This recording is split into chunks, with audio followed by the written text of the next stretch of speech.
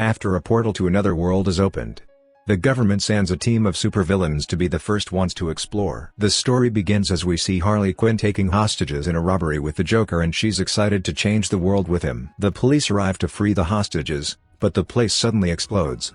On the other side, Chief Agent Amanda Waller initiates the experiment for a portal to a new world. The scientists explain that the portal is unstable due to low energy levels, so she orders them to increase the power.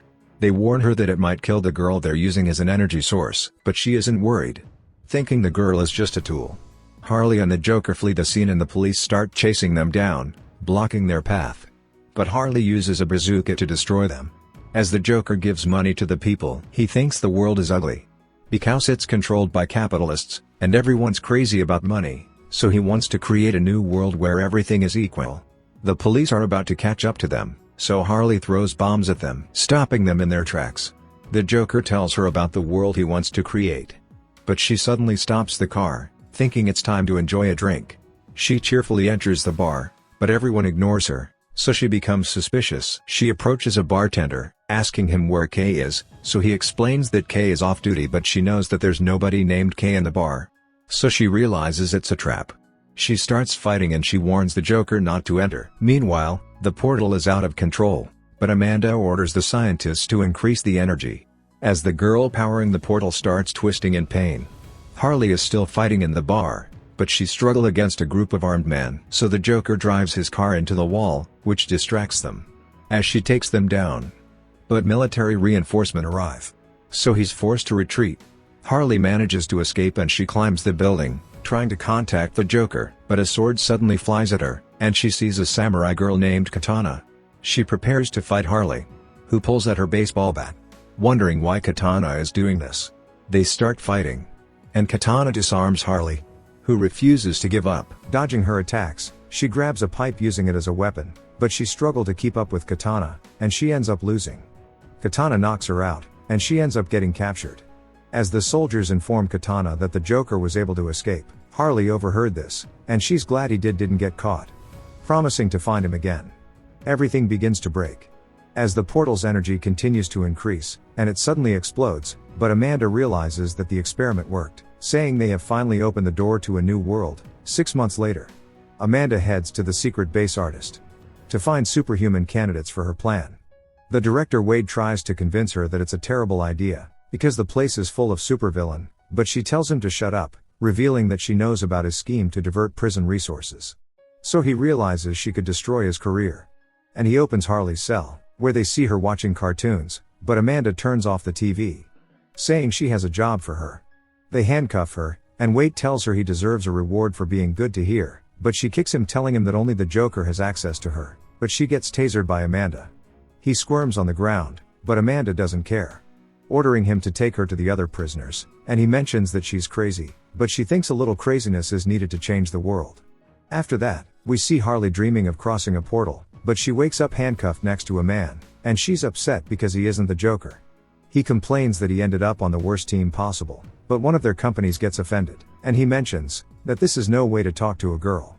He wonders if they notice anything special about him, but they think he looks ordinary, so he becomes upset, because they don't recognize him as a movie star. They see a prisoner wearing a sack over his head, so Harley wonders if he's ugly, but he explains that he doesn't want to reveal his face, because he doesn't want to compromise his mission, saying he would do anything for peace. The person in command appears, giving them the mission instructions, and he plays a video of Amanda, who explains that the 5 members of the team need to protect a series of bridgeheads, which will serve as the framework for conducting research and exploration. She mentions that they'll have sentences reduced if they succeed, but reveals that she has placed bombs in their necks, so their heads will explode if they don't cooperate. She adds that the bomb will detonate it if they get too far from the signal for 72 hours, so there's no escape for them, and they have no choice but to obey her orders. The mercenary Deadshot provokes her, asking her if that's all, but she mentions that she could also go after his daughter, so he becomes furious, promising to kill her if she touches his daughter, but she ignores him, and tells them to obey their leader Adam, who decides to release them, so they can change. But the actor recalls that Amanda said there should be 5 of them, so he wonders where the 5th member is, but the alarm suddenly starts ringing, so Adam goes to check, and notices that the pilots are dead. Their helicopter falls, and they end up crashing in the middle of nowhere, where we see a battle taking place. A knight named Syl sees them, so he wonders what's happening and he decides to investigate. We return to the chopper, as Harley gets up, realizing that the others were able to survive but Adam didn't make it. She notices a sword in the cabin and uses it to free herself from the handcuffs. She decides to investigate the area but she loses her footing and she's about to fall to her death. But Deadshot saves her, pulling her in, as the others remove their restraints. The actor suddenly transforms his hand, using it to destroy the other door, as everyone realizes he's a man-a-human. They leave the chopper and they look around, but they're confused because they appear to be in a fantasy world, which is filled with magic and mythical creatures. They ask Mr. Sackhead if he knows what's happening, since he mentioned he's on a peace mission, but he admits that he's completely clueless. A group of orcs suddenly surrounds them, trying to talk to them but they can't understand what the orcs are saying. The actor asks them if they're on movie set, so they attack him and hardly realizes everything is real. Deadshot seems worried, but she's excited, because it's easier to understand the situation, thinking she just needs to take down the enemies. A monster suddenly emerges from the chopper, and it goes into a frenzy killing the orcs. And we learn that he's a metahuman called King Shark. Harley joins him, as she starts fighting the orcs, and Mr. Sackhead grabs an axe cutting everyone in his way. He throws his axe, and he starts fighting with his fists. We learn that he's a vigilante known as the Peacemaker. The actor transforms into a mud monster, and he pounding the orcs. As he's introduced as the shape changer named Clayface, Dead shoots the orcs after getting his equipment, but there's too many of them, so he finds the leader, but the guards get in the way. So he changes his plan, climbing the chopper to get a clear view. He shoots the leader, killing him in an instant, so the orcs decides to retreat. After the fight, Syl finally sees what's happening, and he notices King Shark, so he draws his sword. But Deadshot disarms him. He uses his bracelet to call the sword back, and the squad wonders if this is magic. But Clayface realizes eyes is what's happening, saying he has always read about it, and he reveals that they were transported to another world. He asks Cecil if they were summoned as heroes with spatial abilities, asking him to take them to the king, but they're taken to the dungeon instead. A royal carriage passes through a war-torn village, where the villagers are starving, so they start begging for help, but the queen ignores them, and the soldiers push them back. Meanwhile, we see a group of nobles watching the battle with the orcs, and they praise the queen for the victory. Cecil thinks they shouldn't be so happy, because there are thousands of citizens starving every day, but they don't care, asking him if he's against the queen, but she demands silence, explaining that even though the battle was won, she can't call it a victory until the orcs have been wiped out. Cecil asks her what they should do with Harley's squad, as he admits that they're strange, but they were able to turn the tide of battle. But she thinks they aren't important, so she orders him to forget about them and start planning for the next battle. He thinks they could be useful assets in a war, but she calls him a coward, telling him not to rely on others to fight for the kingdom. Princess Fiona thinks he has a point, thinking Harley's squad can help them win the war, but the queen tells her to stop, saying she has already made up her mind, and she concludes the meeting. After that, we see Fiona in her room, as she watches the children fighting over a piece of bread, while she has plenty of food, but she refuses to eat. Cecil joins her, realizing she's skipping her meals, so he reminds her that starving won't help the people. She knows he's right, but explains that she has no appetite, telling him she has a favor to ask of him.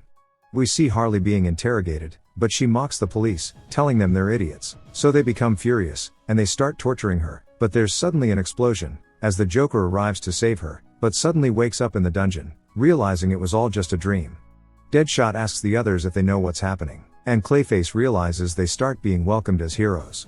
He thinks they deserve better treatment, because they helped the humans win the battle, thinking the god who sent them to the world doesn't know how to make a good story. Deadshot thinks he's insane, but Peacemaker interrupts them, and mentions that the biggest problem is time, because if what Amanda said is true, the bombs in their necks will explode after 72 hours. He knows that 12 hours have passed since they were captured, so they have 60 hours to return to their world. Clayface doesn't like how the story is unfolding, and decides to leave the prison, but they think he can't break the bars, so he explains that brute force isn't his style, and he slides through them, saying he's about to change the story. He decides to leave others behind, thinking he need to sacrifice them for his character development, but Harley and Deadshot are shocked that he's planning to leave them, so they start calling the guards to capture him. Peacemaker grabs him, and he tries to escape, but a guard restrains him with magical handcuffs, which prevents him from using his powers. The guard opens the cell, telling everyone it's time for lunch, and they sit together, as Deadshot asks Clayface if he'll help them escape, but he explains that he can't do anything thanks to his handcuffs. A group of ogres suddenly interrupts them, telling them to leave the table, and they can't understand what the ogres are saying, but Deadshot know what they're trying to do, so he decided to fight them. Clayface tells him to calm down, saying it's not a good idea to make enemies, because they can't afford to waste time. He thinks it would be easier if King Shark were with them, but he's still sleeping in the cell after eating so many orcs. He tries to talk his way out of the situation, but the ogres don't understand what he's saying, so they punch him across the room. Deadshot flips the table on them, and they start fighting. Harley manages to take down the leader, and she starts beating him up. As Peacemaker deals with the others, the guards arrive to break up the fight, but they see the squad doing their victory pose, and the guards don't like it, so they use magic to pin them to the ground. The squad is taken to the disciplinary cell, where they meet another human who speaks their language. He reveals his name as Rick Flag, and is agent of Argus, wondering if Amanda finally sent reinforcement. He explains that they aren't the first team to be sent there, revealing that he was the leader of the another squad, and their goal was to make first contact with the people of this world. Deadshot wonders why they're doing this. So Rick explains that they were sent to explore an unknown world, because their country wanted to monopolize its natural resources. Deadshot realizes that Rick's team failed, so Amanda sent a squad of criminals on a suicide mission. Because no one would care if they died, Peacemaker asks Rick about bomb transmitter, telling him they need to reset the timer before the bombs explode. He thinks the transmitter is near the portal, realizing they share a common goal. So he offers to show them the way back if they help him escape. They don't like the idea of working with him, but King Shark suddenly wakes up, and he says he's hungry, so everyone's terrified. He's ready to eat them. But Rick tells him there's tasty food on the other side of the door, so he tries to break it down, and this draws the attention of the guard. He manages to break the door, so the guard tries to use magic, but Deadshot stops him, as Harley grabs his wand, and uses it to send him flying.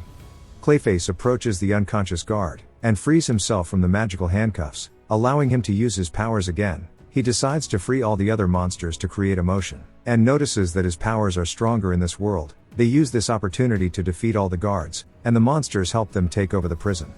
Meanwhile, Cecil heads towards the prison, as he recalls his discussion with Fiona, who believes Harley's squad can help end the war. He explained that he was only interested in their weapons, but she told him to talk to them, and he decided to fulfill her requests, but he's shocked when he sees the prison has been taken over, and the prisoners are celebrating on the roof. As the squad finally gets along with the monsters, he arrives at the gate, but is confronted by the squad, and he asks them what they're doing, but they still can't understand what he's saying. They remember him as the man who sent them to prison, thinking he looks like a stressed out salesman without his helmet. He can't understand them, but knows they're mocking his hair, so he pulls out his sword and throws it at Harley. But King Shark stops the attack, eating the sword, so Cecil uses his bracelet again, and the sword flies out his stomach, but his wound suddenly heals. Everyone prepares to fight, but Rick tries to calm them down. Deadshot refuses to back down. Rick asks him if he wants the Imperial Knights on their tail. As they try to reach the portal, Rick reveals that he learned the language of the world while he was in prison, and decides to handle it, saying he doesn't want to fight. Cecil understands what he's saying, but the phrases he learned from the orcs are full of insults, so Cecil becomes upset, and he prepares to attack them, but he suddenly remembers that Fiona personally asked to get their help, so he decides to take them to the Queen. They're taken to the castle, where they meet the Queen, who casts a spell, which allows them to communicate using the language of the world. Rick takes the initiative, and thanks her for granting them an audience, explaining that he has an urgent request to make, but she tells him to know his place. Remembering him, he's just a prisoner, but he reveals that he has valuable information about the war, and all he wants in return is freedom. He mentions that the beasts have become stronger recently, explaining that it's thanks to their new commanders, who are also from another world. Hearing this, Harley realizes what must have happened, thinking the first team was also composed of criminals, but they betrayed Rick, and somehow joined the Beast Empire. The Queen realizes that the kingdom is losing the war because Rick couldn't control his team, so everyone became furious. But Peacemaker intervenes, saying they'll do whatever it takes to make commands, and guarantees that they will be successful, so takes Rick as a hostage, saying he will die if they fail, and Cecil doesn't like the idea of fighting alongside them. But the Queen reminds him that he was the one who brought them to her in the first place. Rick is taken away, but before he leaves, he reminds the squad that he's the only one who knows where the portal is, so they must not abandon him, and they retrieve their gear as they prepare for the fight. The kingdom's forces clash with the Empire, and we see the squad observing the battle, because Cecil told them not to participate, saying that Kingdom will win without their help. Deadshot doesn't want to fight the beasts, because they put everything on the line to defeat their opponents. Wonders what kind of training made them fight like this, but Harley doesn't think they were trained. She's experienced enough to know they have been brainwashed, which means they're dealing with the villain who uses brainwashing. Deadshot thinks about obedient animals, and believes he knows exactly who they're dealing with. He reveals that the commander is probably his old friend from prison, so he suggests talking to him. They go to the side of the fortress, and Clayface tries something new. touching the fortress wall, and making a hole. The others are surprised by what he can do, and Deadshot wonders if he can bring down the whole fortress, but he doesn't think he can do that, because there isn't enough moisture. He explains that he's still learning how to use his powers, revealing that he felt magic running through his body since they arrived, and Harley notes that she also felt it. His ability is to control the clay of his body, but now it seems he can control any type of clay. They move through the fortress corridors, taking down the guards they encounter, and they finally reach the roof, where they see Commander leading the beasts. Deadshot calls out to his old friend Ratcatcher, who is surprised to see him, and Deadshot recalls him as buddy, but Ratcatcher can't stand him. In a flashback, we see Ratcatcher in prison, and he was bullied by other prisoners for being a weirdo, so Deadshot took him under his wing, trying to help him, but he always ridiculed him, and this made him feel terrible. Deadshot kept bothering him in every way possible, thinking he was nice, but he ended up making things worse by giving him rotten cheese in exchange for his food, and forcing him to get a bad haircut to scare other prisoners, leaving him traumatized.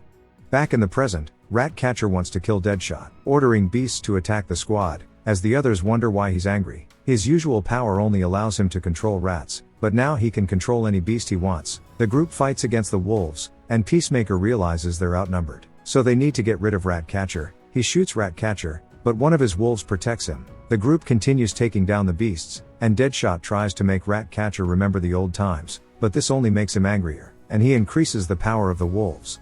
Clayface points to the giant water tanks above them, and Deadshot shoots them to flood the roof with water. With enough moisture on the ground, Clayface uses his power to control the fortress walls, causing the wolves to fall down. Peacemaker shoots Ratcatcher again, but Katana suddenly appears to save him, and Harley isn't happy to see her, as she recalls that Katana separated her from the Joker. The fortress walls collapse, and the whole place is destroyed, but Cecil thinks the squad ruined the plan to retake the fortress, and he scolds them for destroying everything, but Deadshot tells him that his army would have lost the battle if it weren't for them, telling him he just needs to rebuild it. We see the Queen and the official watching the battle, and everyone praises the Queen for the result, as Fiona realizes she was right. Katana talks to Ratcatcher, reminding him that the Emperor hates incompetence, and he's aware of this, so he promises not to fail next time. We see gang members entering a building, as the Joker watches them, asking Harley if she knows the best way to haunt them, thinking they like rats, because they do nothing but cause trouble for everyone. Harley wakes up from her dream, but she's frustrated that she's still in a cell. Deadshot thinks they didn't do anything wrong, and he admits that they might have overdone it by destroying the fortress, but they still won the battle. Peacemaker mentions that they have 12 hours left before the bomb explode. Deadshot thinks they're doomed, but they see Fiona approaching. Clayface realizes she's a princess, and he tries his luck, but Deadshot stops him, asking her when they'll be released, but she doesn't know. She looks at Harley, who notices that she was also looking at her when they appeared before the Queen. Harley gets irritated, but the others don't understand why she's so upset, so she explains Fiona reminds her of her old self. Cecil arrives with the cell keys, revealing that the Queen wants to speak with them. We see a flashback of Fiona as a child. When she climbed onto a rooftop with her friends, she finds the view stunning, but her friend reminds her that she's disguised as a commoner, so she shouldn't speak so formally. She asks him about his family, so he explains that they're doing fine, but the price of bread is increasing, and he's struggling to make ends meet, so they're having a tough time. She notices Cecil calling, so she realizes she needs to go, and before she leaves, her friend asks her when the war will end, but she says she isn't sure. Later at the palace, we see Fiona being scolded for going to the city, and playing with commoners, and the Queen is angry that Cecil lied to cover for her. She reminds Fiona that she has a different duty from the commoners, so she wonders what the duty of royalty is, and the Queen tells her it's to bring an end to the war, but she couldn't stop the war, and she ended up seeing her friends die. We return to the present, as Cecil reminds Fiona that the War Council meeting is about to start. The enemy army is marching, and Council is terrified seeing them as a threat. Cecil explains that the Imperial Army is heading towards the plains through the forest, and the guards at the reclaimed fortress won't be enough to stop them, so they could reach the kingdom in 2 days. Everyone panics hearing this, but Harley wonders why she's still handcuffed, because she thought her squad would be released after they retake the fortress, but the Queen explains that they didn't fulfill their part of the deal, because they destroyed the fortress instead of retaking it. She asks Rick about the enemy commanders, but he wants to know how the war started, so that he can understand the enemy's situation. We learn that the kingdom has been at war with the Imperial Army for decades, but the war intensified in the last 6 months, because the wolves and beastmen betrayed the kingdom to ally with the Empire. Rick is surprised that the beastmen they fought were originally subjects of the kingdom, and he thinks Ratcatcher is the reason why the beastmen joined the Empire. Deadshot wonders why he didn't blow up his teammates' heads when they rebelled. So he explains that the bombs in their necks were somehow deactivated, and it's probably why Amanda put a timer this time. The Queen is about to send them back to prison for being useless. But Harley suddenly remembers what the Joker taught her about hunting rats. She explains the idea, and they realize that they need to lure Ratcatcher to the front line. But Peacemaker thinks they don't have enough people to do this. So Rick asks the Queen if she's willing to lend some of her soldiers,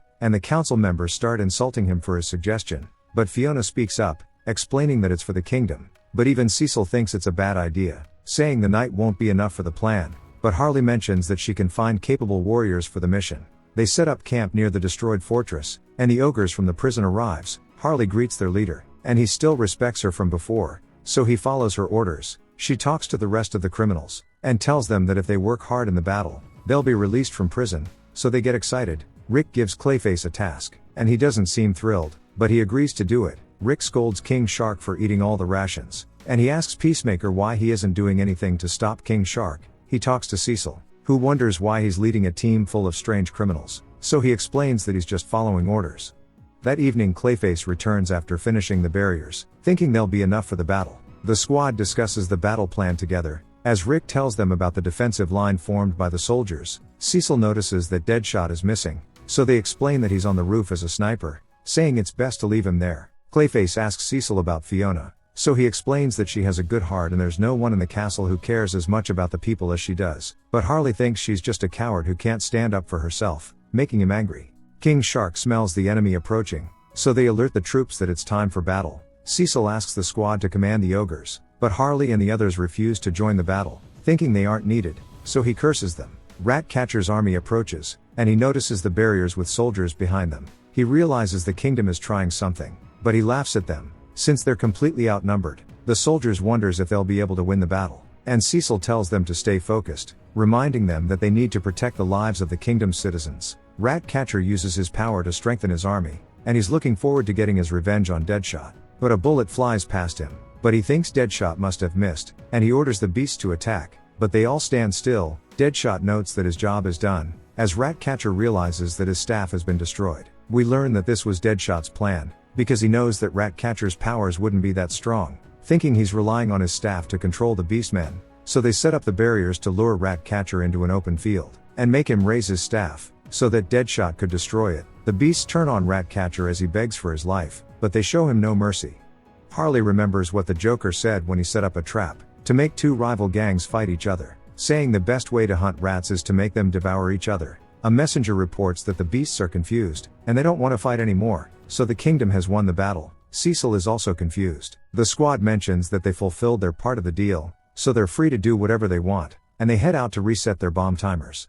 Meanwhile, the council learn about the victory on the plains, so everyone celebrates, but the Queen appears to be upset. But that's where this video ends. Remember to like and subscribe to the channel. Thanks for watching, and I'll see you next time.